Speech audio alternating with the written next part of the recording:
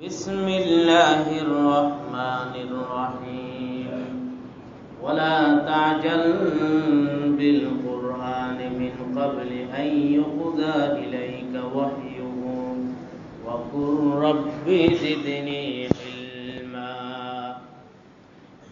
সম্মানিত মুসল্লিয়ান کرام আল্লাহ রাব্বুল আলামিন আমাদেরকে আজকের জুমায় হাজির হওয়ার তৌফিক দিয়েছেন, শুকর আদায় করি আলহামদুলিল্লাহ। আমি আপনাদের সামনে পবিত্র কোরআনের সূরা তাহার 114 নম্বর আয়াত তিলাওয়াত করেছি, যে আয়াতে আল্লাহ রাব্বুল আলামিন বিশ্বনবী সাল্লাল্লাহু আলাইহি ওয়াসাল্লামকে একটি নির্দেশ দিয়েছেন, দিক নির্দেশনা প্রদান করেছেন।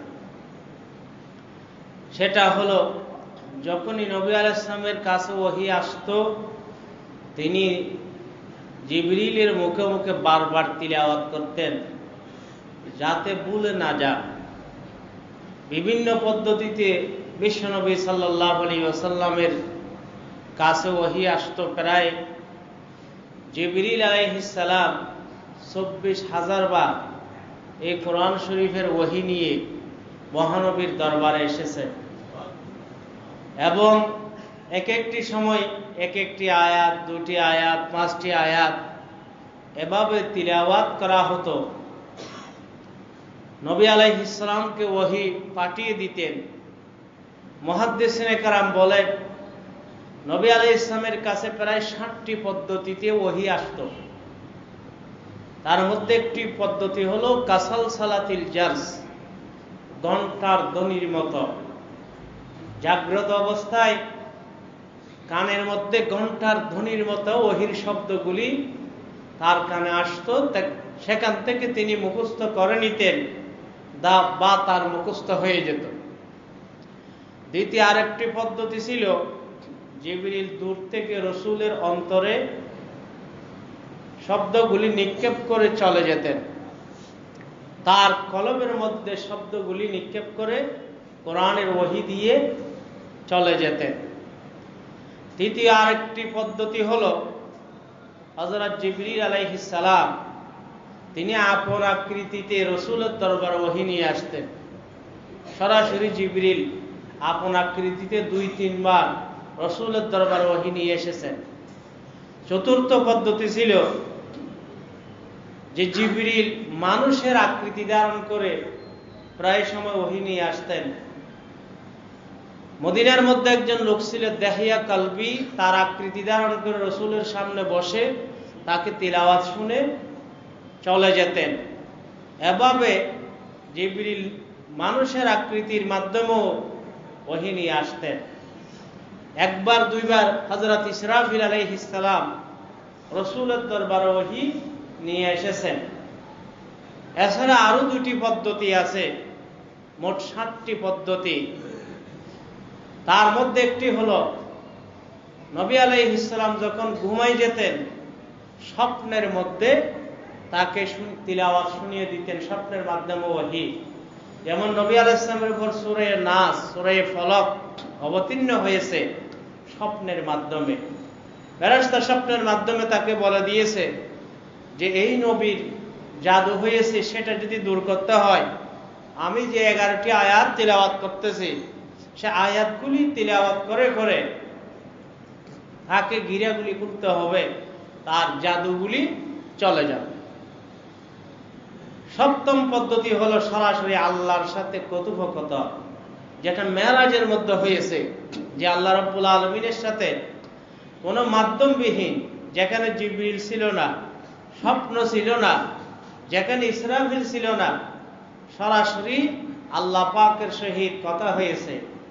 এই 7 পদ্ধতিতে রাসূলের কাছে ওহী আসতো।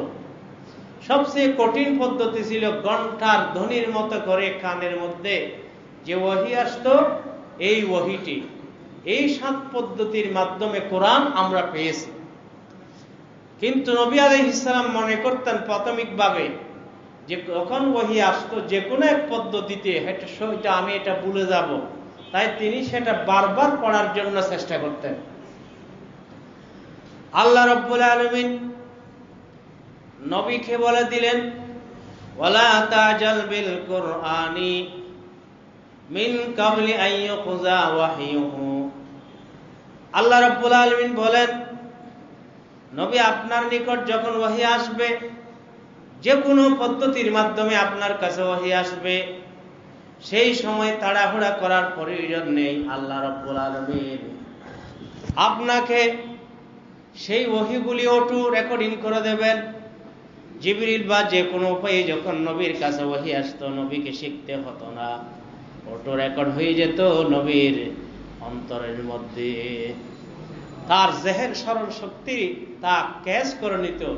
আমরা যেমন কোনো একটা রেকর্ডিং ছেড়ে দিলে, ফিতা ছেড়ে দিলে, বা মোবাইলে যদি রেকর্ডার ছেড়ে দিলে কথাগুলি অটো রেকর্ড হয়ে যায়, জিবরিল যখনই কোরআন নিয়ে আসতো, যে কোনো পদ্ধতিতে কোরআনের ওহী আসতো, নবীর অন্তরের মধ্যে অটো রেকর্ড হয়ে যেত। তাই নবীকে আর বারবার সেটা মুখস্থ করার শিকার কষ্ট করতে হতো না। কোরআন শরীফ আয়াতের মধ্যে আল্লাহ পাক বলেন, লা তুহাররিক বিহি লিসানাকা লিতাজালা বিহি ইন্না আলাইনা জামাহু ওয়া কুরআনা। নবী আপনার নিকট 7টি পদ্ধতির মধ্যে যে কোনো পদ্ধতিতে যখন ওহী আসবে, তা মুখস্থ করার আপনার প্রয়োজন নেই। আমি রব্বুল আলামিন শুধু তা রেকর্ড করে দিব তা নয়, বরং তার ব্যাখ্যাগুলিও আমি আপনাকে সুন্দরভাবে শিখিয়ে দেব। তাহলে কোরআনের তাফসীর নবীকে শিখিয়েছেন আল্লাহ রাব্বুল আলামিন, এবং তিনি আমাদেরকে তা পেশ করেছেন হাদিসের মাধ্যমে। তাই হাদিসকে বলা হয় কোরআনের ব্যাখ্যা গ্রন্থ, কারণ হাদিসগুলি কোরআনের আয়াতকে বিশ্লেষণ করেছে। তাই আল্লাহ পাক কোরআনে বলেন, লা তুহাররিক বিহি লিসানাকা লিতাজালা বিহি ইন্না আলাইনা জামআহু ওয়া কুরআনা। নবী আপনার কষ্ট করার দরকার নেই। যখন যে পদ্ধতিতে ওহী আসবে, আমি রব্বুল আলামিন ইন্না আলাইনা জামআহু, আপনার অন্তরে মুখস্থ করে দেওয়ার দায়িত্ব, রেকর্ডিং করে দেওয়ার দায়িত্ব আমি নিলাম। ওয়া বায়ানা, এর তাফসীরগুলি আপনাকে বয়ান করার দায়িত্ব আমি নিলাম। আল্লাহ পাক যখন আয়াত নাযিল করতেন, তার ব্যাখ্যা কি হবে আল্লাহ রাব্বুল আলামিন নবীকে জানিয়ে দিতেন। নবী তা আমাদের কাছে প্রকাশ করতেন। তা প্রকাশ হয়ে গেলে সেটা আমাদের কাছে ওহী হিসেবে বিবেচিত হতো, এবং সেটাকে বলা হতো নবীর তাফসীরকে গোপন ওহী। গোপন ওহী, ওহী গায়রে মাতলুব, যার অপর নাম হলো হাদিস।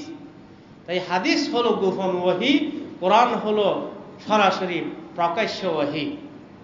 কারণ নবী আলাইহিস সালাম নিজের পক্ষ থেকে কোনো কথা বলতেন না।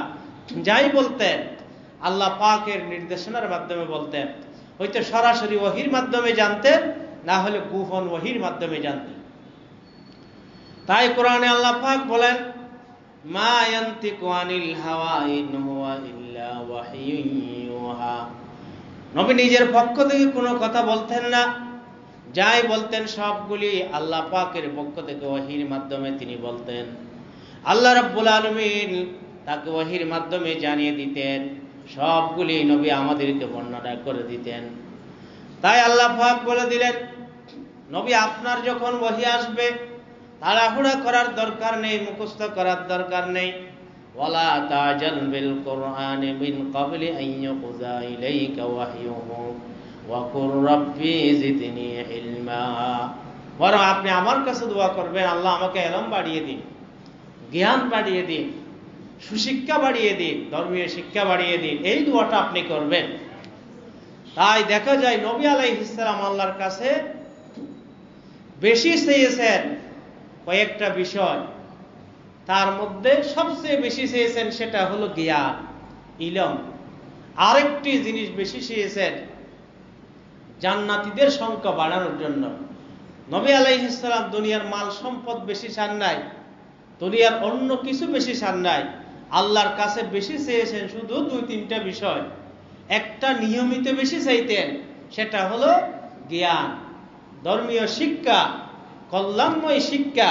সেটা তিনি আল্লাহর কাছে বেশি চেয়েছেন।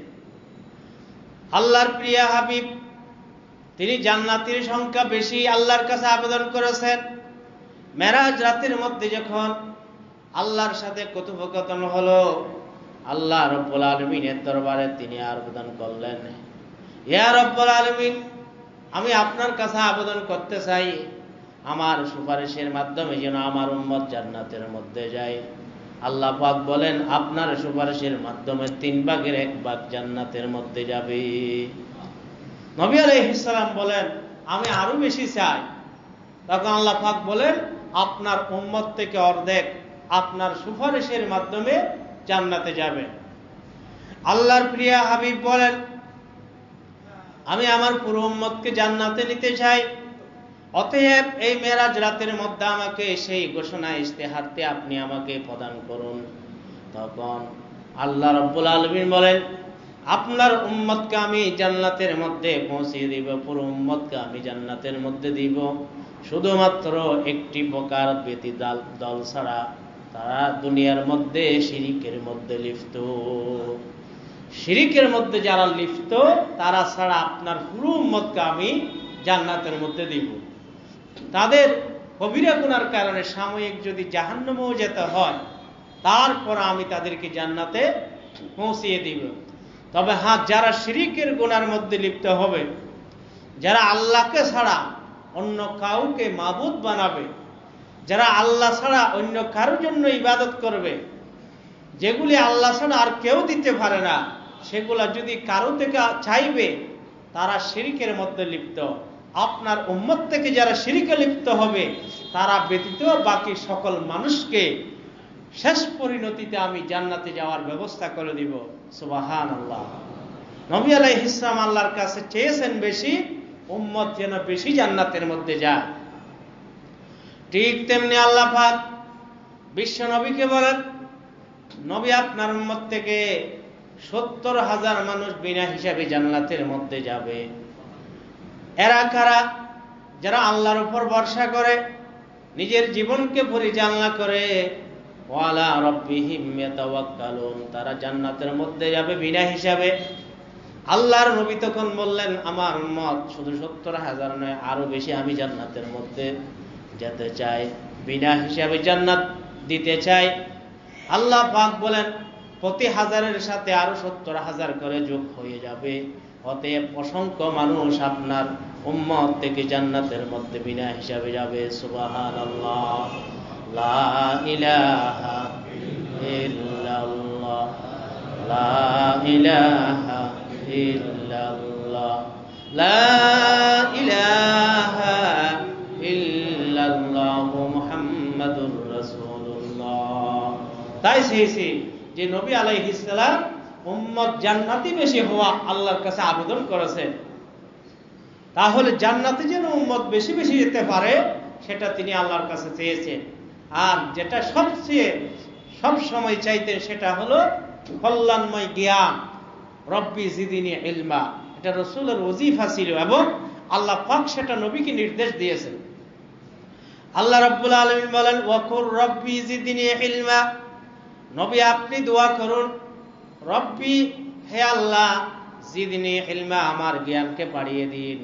তাই নবী আলাইহিস সালাম তিনি প্রায় সময় দোয়া করতেন, আল্লাহুম্মা ইন্নী আসআলুকা ইলমান নাফিয়া ওয়া রিজকান তাইয়্যিবা ওয়া আমালান মুতাকাব্বালা।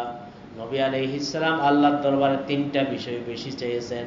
আল্লাহুম্মা ইন্নী আসআলুকা ইলমান নাফিয়া, কল্যাণময় জ্ঞান আমাকে দান করুন, ওয়া রিজকান তাইয়্যিবা, পবিত্র রিজিক, আমাকে হালাল রিজিক দান করুন, ওয়া আমালান মুতাকাব্বালা, এবং কবুল হয় সেরকম আমলগুলি আমাকে প্রদান করে দিন। নবী আলাইহিস সালাম এভাবে প্রায় দোয়া করতেন, আল্লাহুম্মা ইন্নী আসআলুকা ইলমান নাফিয়া ওয়া রিজকান তাইয়্যিবা ওয়া আমালান মুতাকাব্বালা। অর্থাৎ 3টা বিষয় দেন, কল্যাণময় ইলম বা জ্ঞান, আর পবিত্র রিজিক, ওয়া আমালান মুতাকাব্বালা, আর কবুল হয় সেরকম আমল। তাই জমজমের পানি পান করার সময়ও তিনি ইলমের দোয়াটা শিখিয়ে দিয়েছেন। জমজমের পানি পান করা কিবলামুখী হয়ে দাঁড়ানো অবস্থায় সুন্নত। পানি সাধারণত বসে পান করা সুন্নত, কিন্তু জমজমের পানি দাঁড়ানো অবস্থায় পান করা সুন্নত। পানি যদি দাঁড়ানো অবস্থায় পান করে, স্বাভাবিক পানি, স্বাস্থ্যগত অথবা খারাপ, কিডনি নষ্ট হয়ে যায়, ডাক্তাররা বলে, স্বাস্থ্য বিজ্ঞানীরা বলে। সেই কারণে নবীর সুন্নতের মধ্যে বিজ্ঞানের সাথে গভীর সম্পর্ক আছে। তাই নবী আলাইহিস সালাম বলেছেন, তোমরা বসে পান করো যে কোনো পানীয় বিষয়। কিন্তু আল্লাহর প্রিয় হাবিব একটা পানি দাঁড়ানো অবস্থায় পান করেছেন, সেটা হলো জমজমের পানি।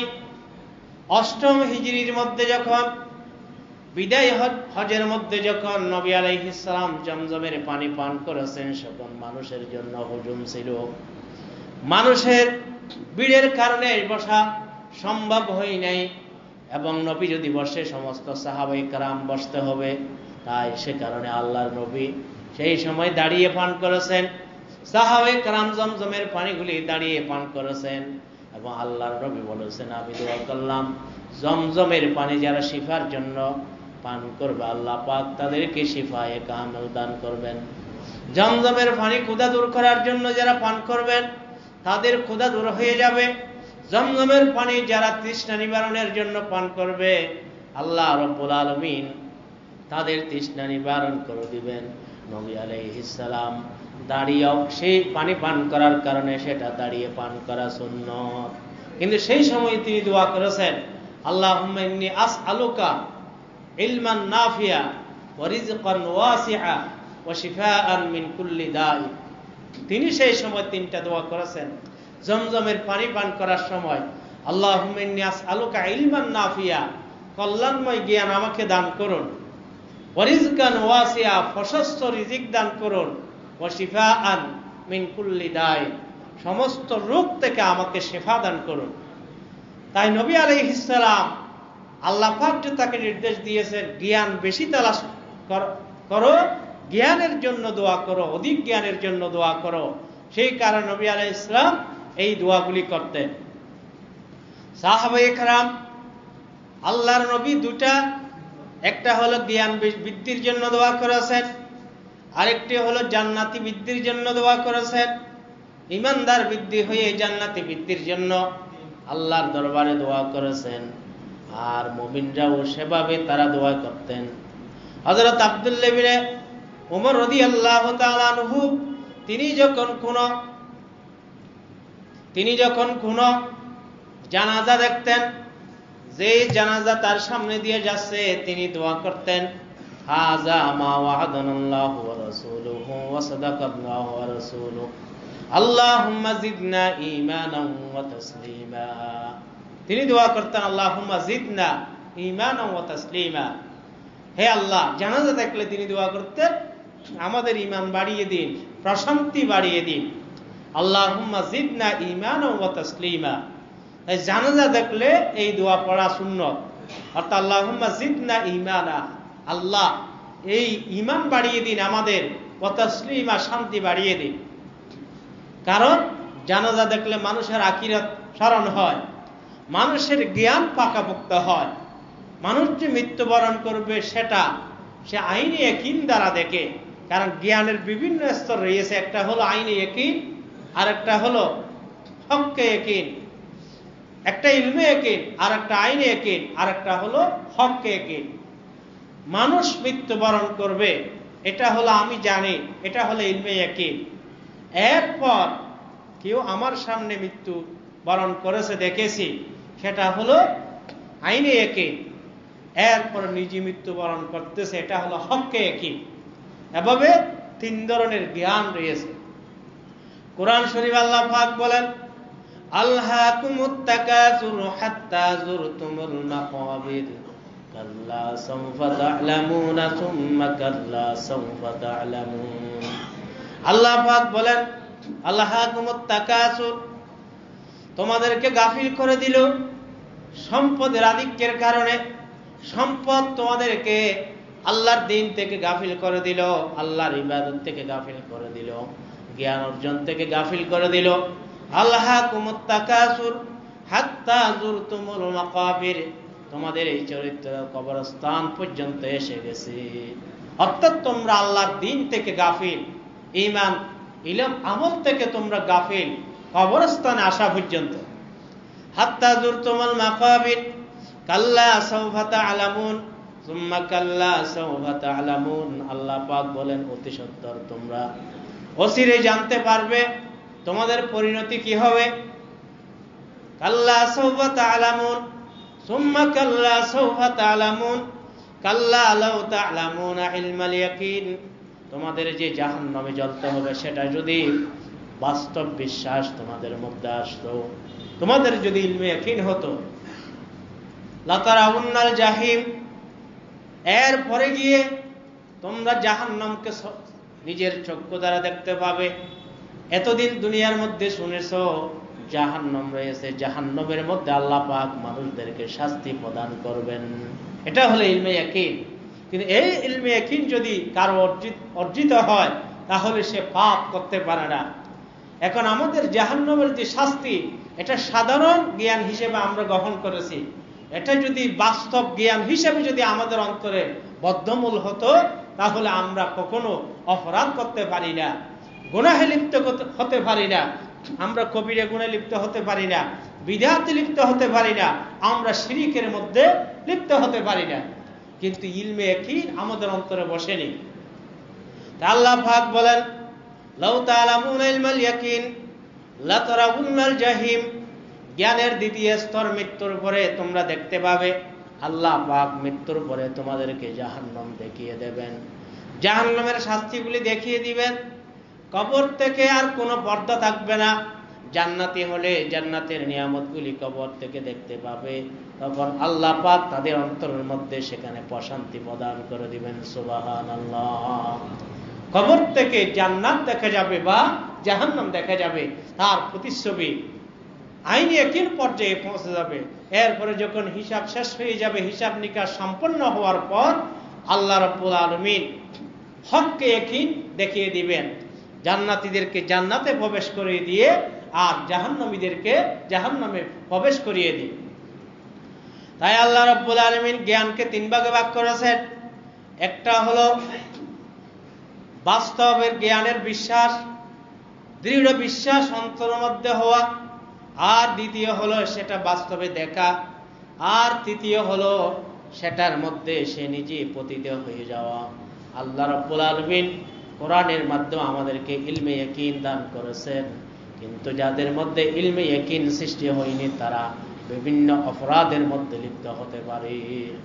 যারা মৃত্যু বাস্তব সেটা তার অন্তরের মধ্যে বসে যায়, জাহান্নাম বাস্তব সেটা যদি বসে যায় তাহলে সে দুনিয়ার মধ্যে কোনো কুকর্ম অপকর্ম করতে পারে না। তাই বুঝা যায় আসলে জান্নাত জাহান্নামের বাস্তব জ্ঞান আমাদের অন্তরের মধ্যে এখনো বসেনি। ঈমান যেমন, ঈমানের দুটি স্তর, একটা হলো মৌখিকভাবে ঈমানদার হওয়া, আর একটা হলো অন্তর দিয়ে ঈমানদার হওয়া। তাহলে মৌখিকভাবে অনেকে ঈমানদার হয়েছিল, মুনাফিকরাও মৌখিকভাবে ঈমানদার হয়েছিল, কিন্তু অন্তর দিয়ে ঈমান হওয়ার জন্য পরিপূর্ণ শতভাগ বিশ্বাস অন্তরের মধ্যে থাকতে হবে। যে কোনো কাজের মধ্যে সেটাকে খেয়াল রাখতে হবে।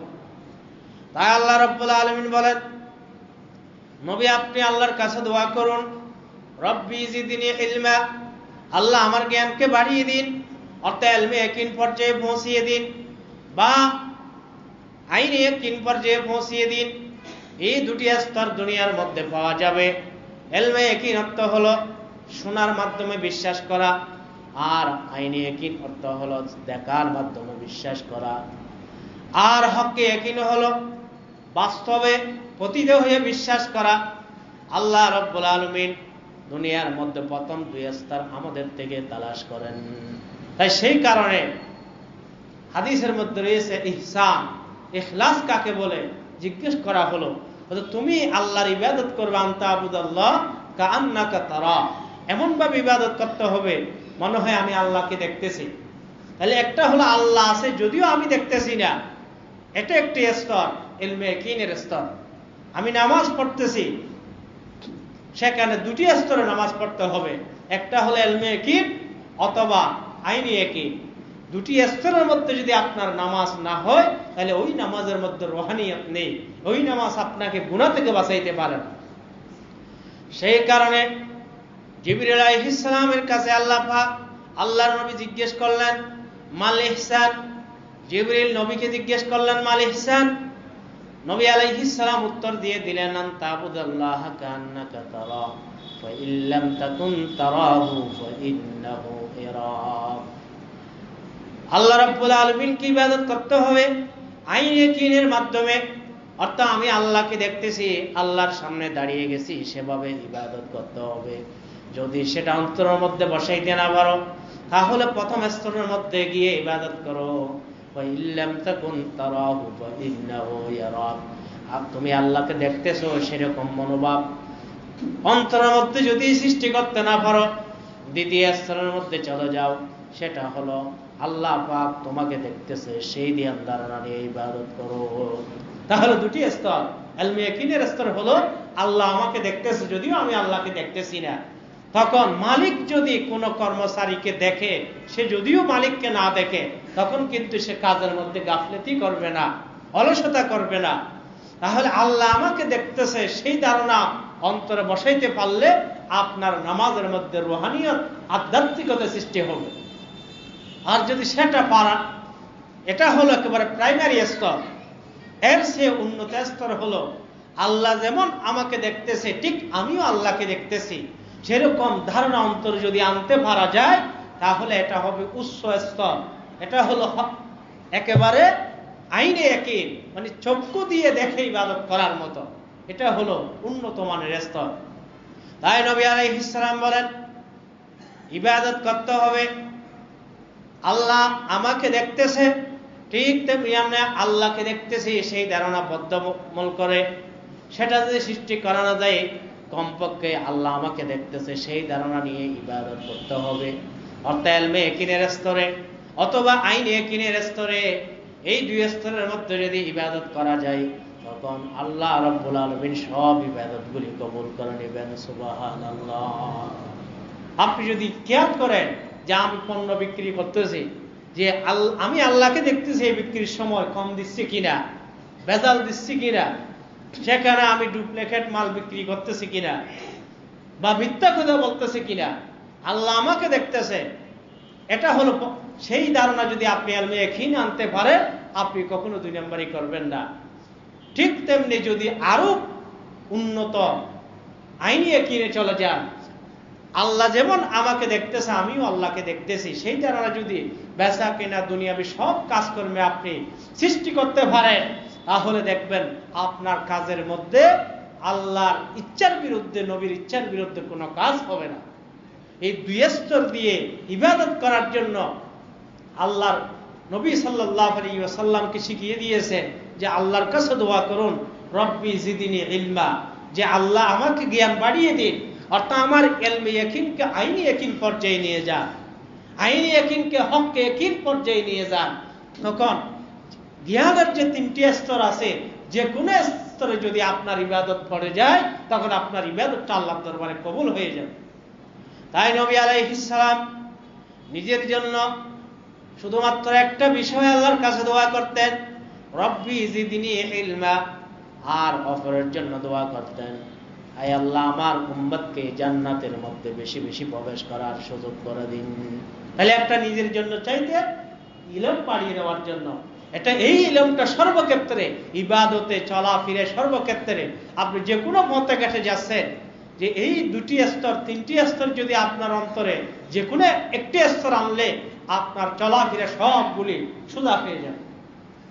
তাই আল্লাহর নবী নিজের জন্য জ্ঞান বৃদ্ধির জন্য তালাশ করতেন, এবং সেটা আল্লাহ পাক নবীকে তালাশ করার জন্য নির্দেশ দিয়েছেন, ওয়াকুর রব্বি জিদনি ইলমা। আল্লাহ পাক বলে দিয়েছেন নবী আপনি প্রত্যেকদিন এই দোয়াটা পড়ুন, রব্বি জিদনি ইলমা। তাই যাদের মেধা কম, এই দোয়াটা পড়লে দিন দিন তাদের মেধা বাড়িয়ে যায়।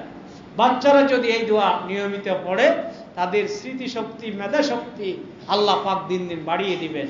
এবং নবী আলাইহিস সালাম নিজের জন্য শুধু একটাই বেশি চেয়েছেন, বাকিগুলি চেয়েছেন পরিমাণ মতো, রিজিক চেয়েছেন পরিমাণ মতো, বেশি চান নাই। তিনি বলেন না আল্লাহ আমাকে বেশি কি দেন, রিজিক দেন, বেশি সম্পদশালী বানান, এরকম দুনিয়ার কোনো বিষয় তিনি বলেননি। শুধুমাত্র নিজের জন্য একটা বিষয় বেশি চেয়েছেন, যে রব্বি জিদনি ইলমা, আল্লাহ আমাকে আমার ইলমকে বাড়িয়ে দিন, কিন্তু এবং ওহীকে বাড়িয়ে দিন, কারণ ওহী হলো ইলমের একটি অংশ, ওহীর মাধ্যমেই তো তিনি ইলম পাচ্ছেন।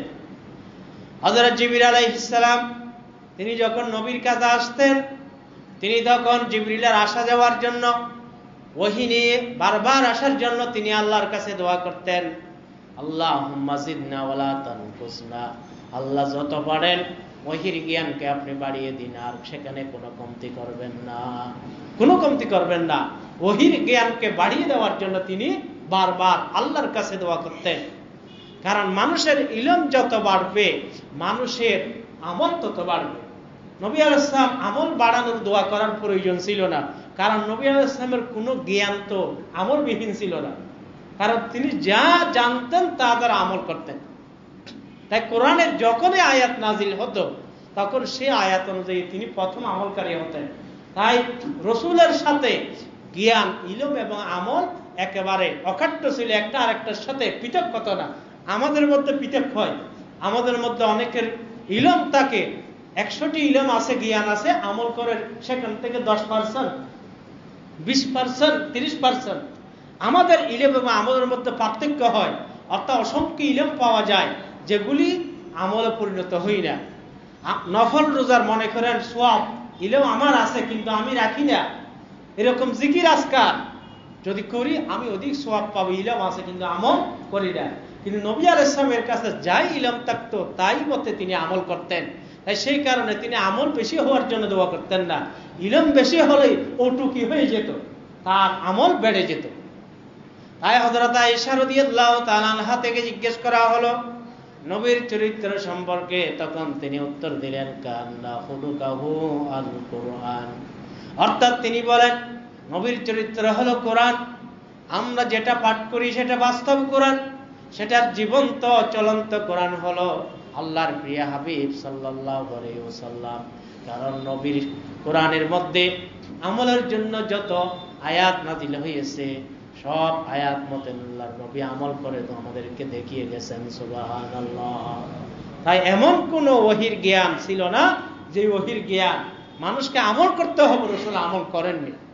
তাই নবী আলাইহিস সালামের সাথে ইলম আমল পরস্পর একেবারে পৃথক নয়, একটা আরেকটার সাথে পাওয়া যেত। তাই আল্লাহর নবী বারবার দোয়া করতেন, রব্বি জিদনি ইলমা। আর হযরত আব্দুল্লাহ ইবনে মাসউদ রাদিয়াল্লাহু তাআলা আনহু দোয়া করতেন, আল্লাহুম্মা জিদনি ঈমানাও ওয়া ফিকহা। আব্দুল্লাহ ইবনে মাসউদ দোয়া করতেন, আল্লাহুম্মা জিদনি ঈমানাও ওয়া ফিকহা, হে আল্লাহ আমাদের ঈমান বাড়িয়ে দিন, ওয়া ফিকহার ফিকা বাড়িয়ে দিন, অর্থাৎ ধর্মীয় জ্ঞান বাড়িয়ে দিন, ধর্মীয় বোঝ বাড়িয়ে দিন। তাই সেই কারণে আল্লাহ রাব্বুল আলামিন হযরত আব্দুল্লাহ ইবনে মাসউদের জ্ঞানকে বাড়িয়ে দিয়েছেন। সুবহানাল্লাহ। ফিকহি জ্ঞানের মধ্যে সাহাবীদের মধ্যে সেরা সাহাবী ছিলেন, যে 1,24,000 সাহাবায়ে কেরামের মধ্যে সবচেয়ে বড় মুফতি ছিলেন হযরত আব্দুল্লাহ ইবনে মাসউদ রাদিয়াল্লাহু তাআলা। এবং তার উপর ভিত্তি করেই আমাদের হানাফি মাযহাব রচিত হয়েছে। কারণ আব্দুল্লাহ ইবনে মাসউদ রাদিয়াল্লাহু তাআলা আনহু কুফার বিচারক ছিলেন। তার মৃত্যুর পরে তার ছাত্র সেখানে আলকামা বিচারপতি ছিলেন। তার মৃত্যুর পরে ইব্রাহিম বিচারপতি ছিলেন, তিনি ফতোয়া দিতেন, সেগুলো রেজিস্টার্ড হতো।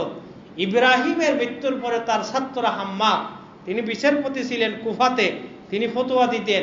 হাম্মাদের মৃত্যুর পরে সেখানে ফতোয়া দিতেন হযরত ইমাম আবু হানিফা রাহমাতুল্লাহি আলাইহি। তাই আব্দুল্লাহ ইবনে মাসউদের ফিকার সিলসিলাতে তিনি সেই সূত্রে এই হানাফি ফিকাকে আমাদের জন্য তিনি এই কুফা থেকে সারা বিশ্বের মুসলমানদের জন্য অবদান রেখেছেন। তাই আব্দুল্লাহ ইবনে মাসউদ কুফার ফকি ছিলেন, কুফার মুফতি ছিলেন, কুফার বিচারক ছিলেন। তিনি দোয়া করতেন, আল্লাহুম্মা জিদনি ঈমানাও ওয়া ফিকহা, হে আল্লাহ আমার ঈমানকে বাড়িয়ে দিন, ঠিক তেমনি আমার জ্ঞানকে বাড়িয়ে দিন, ফিকহি জ্ঞানকে বাড়িয়ে দিন। আল্লাহ রাব্বুল আলামিন সেখানে তার জ্ঞানকে বাড়িয়ে দিয়েছেন। সুবহানাল্লাহ। তাই বলতে চেয়েছি নবী আলাইহিস সালাম কল্যাণময় জ্ঞান বাড়ানোর জন্য বারবার আল্লাহর কাছে দোয়া করেছেন, উম্মতদেরকেও বিভিন্ন সময়ে সেটা শিক্ষা দিয়েছে। কারণ মানুষের ইলম অর্জন, ধর্মীয় জ্ঞান অর্জন, এটা অনেক গুরুত্বপূর্ণ। সেগুলি না থাকলে বিশুদ্ধ আমল আপনার পক্ষে সম্ভব হবে না। তাই দৈনন্দিন জীবনে যাই আমল করবেন সেই আমলের জন্য প্রয়োজনীয় জ্ঞান শিখা প্রত্যেক মুসলমান বালেগ বালেগা নর নারীর উপর ফরজ। মাদ্রাসায় যান না যান ভিন্ন কথা, কিন্তু আপনার উপর দৈনন্দিন যে সমস্ত আমলগুলি ফরজ, রোজা ফরজ, যাকাত ফরজ, আপনার উপর যে নামাজ ফরজ, ধনী হলে যাকাত ফরজ, দৈনন্দিন যে সমস্ত আমল আপনাকে করতে হবে, যেগুলি আপনার উপর ফরজ বা ওয়াজিব করে দেওয়া হয়েছে, সেই ফরজের ওয়াজিবের জ্ঞান শিখা আপনার জন্য ফরজ করে দেওয়া হয়েছে। তাই আল্লাহর প্রিয় হাবিব সাহাবীদেরকে শিক্ষা দিতেন। আল্লাহর নবী এক সময় মসজিদের মধ্যে প্রবেশ করলেন, দুটি দলকে দেখতে পেলেন। একটি দল আল্লাহ পাকের জিকির আজকারের মধ্যে লিপ্ত, আর একটি দল সেখানে জ্ঞান শিক্ষা প্রশিক্ষণ দিচ্ছেন। নবী আলাইহিস সালাম বলেছেন দুটি দলই আল্লাহর কল্যাণের উপর রয়েছে, কিন্তু এখানের মধ্যে একটি দল সবচেয়ে উত্তম, সেটা হলো যারা ধর্মীয় জ্ঞান শিখতেছে। এই বলে তিনি তাদের দলের মধ্যে বসে গেলেন। সুবহানাল্লাহ। ধর্মীয় জ্ঞান যারা শিখতেছে তাদের গুরুত্ব বেশি, তাদের মর্যাদা বেশি। এই বলে তিনি সেই জিকির আজকারকারী দল বাদ দিয়ে দুটি দলকে প্রশংসা করলেন, কিন্তু এই দলের মধ্যে তিনি শরীক হয়ে গেলেন। কারণ সঠিক জ্ঞান যদি না থাকে মানুষ পথভ্রষ্ট হয়ে যায়। মানুষ আমল করতে চায়, ইবাদত করতে চায়, সঠিক জ্ঞান না থাকার কারণে বিদআতকে ইবাদত মনে করে জীবন শেষ করে দিচ্ছে। হাজার হাজার মানুষ রয়েছে। মানুষ দান সদকা করতে চায়, কিন্তু সঠিক পথ না জেনে হারাম কুফর শিরিকের মধ্যে টাকা পয়সা সদকা করে দিচ্ছে। সেই কারণে আল্লাহ পাক প্রথমেই কি করে দিয়েছেন, নির্দেশ দিয়েছেন, ইকরা বিসমি রাব্বিকাল লাযী খালাক। কোরআনের সর্বপ্রথম আয়াত এটাই হলো সর্বপ্রথম আয়াত। এর পূর্বে আর কোন আয়াত নাজিল হয়নি। যে সর্বপ্রথম রাসূল যখন 40 বছর বয়স্ক হলেন, সেই সময়ের মধ্যে প্রথম যে 5টি আয়াত নাজিল হয়েছে, ইকরা বিসমি রাব্বিকাল লাযী খালাক, আল্লাহর নাম দিয়ে পড়া আরম্ভ করো, ধর্মীয় জ্ঞান আহরণ করো। কারণ ধর্মীয় জ্ঞান আহরণের কোনো বিকল্প নেই।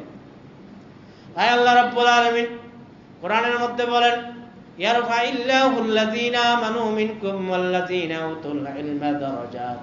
আল্লাহ পাক বলেছেন যারা ঈমানদার তাদের আল্লাহ পাক একটি মর্যাদা বাড়িয়ে দেন, আর ওয়াল্লাযীনা উতুল ইলমা দারাজাত, আর যারা আহলে ইলম ধর্মীয় জ্ঞান অর্জন করবে আল্লাহ পাক তাদের অসংখ্য মর্যাদাকে বাড়িয়ে দেন। সুবহানাল্লাহ।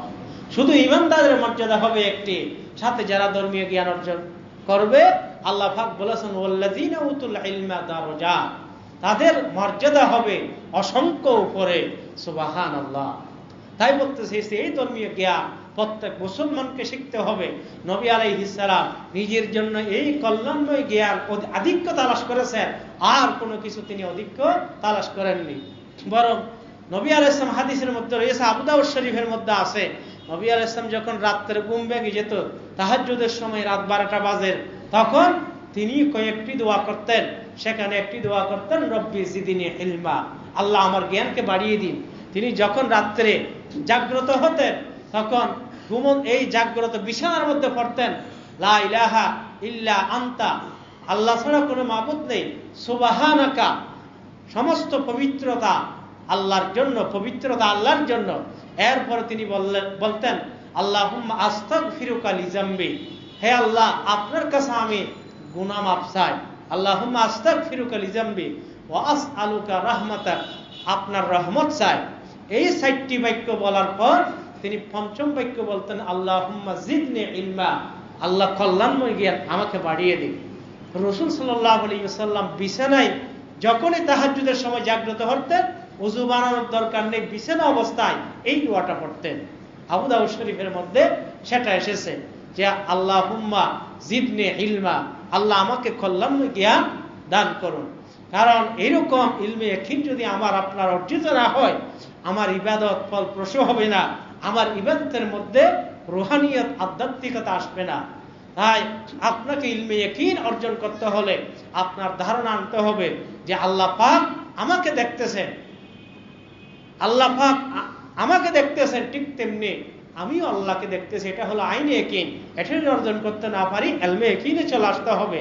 আমি আল্লাহকে না দেখলেও আল্লাহ আমাকে দেখতেছে, এটা ভাবনা করে যদি আমি ইবাদত করতে পারি তাহলে আল্লাহ পাক আমার ইবাদতকে কবুল করে নেবেন। আল্লাহ রাব্বুল আলামিন আমাদেরকে কল্যাণময় জ্ঞান বাড়িয়ে দেওয়ার তৌফিক দান করুন। ওয়া আখিরু দাওয়ানা আলহামদুলিল্লাহি রাব্বিল আলামিন। যারা সুন্নাত পড়েন না দয়া করে কাতারবন্দি হয়ে আমরা সুন্নাত আদায় করেন।